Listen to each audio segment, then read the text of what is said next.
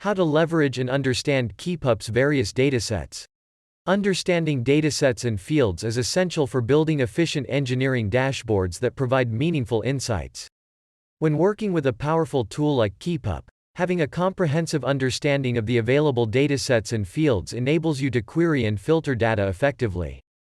In this video, we will explore how to leverage and understand Keypup's various datasets, helping you build insightful engineering dashboards tailored to your organization's specific needs.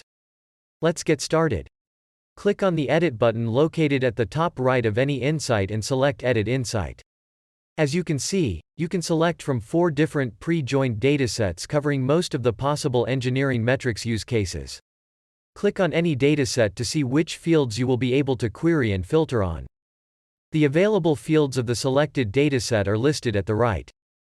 If you are not sure about the fields and would like to understand their type, how it is being populated, their source, and more, you can easily access the documentation at any stage.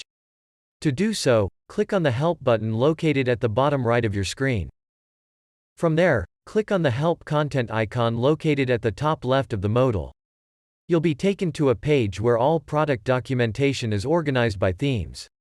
For instance, you can click on the Issues and Pull Requests dataset from the Data and Operations section. You'll then see all articles contained in this specific section.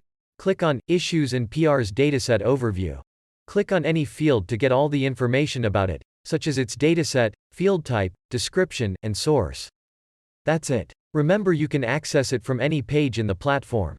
If you have any questions or need further assistance, please don't hesitate to contact us. Thanks for watching.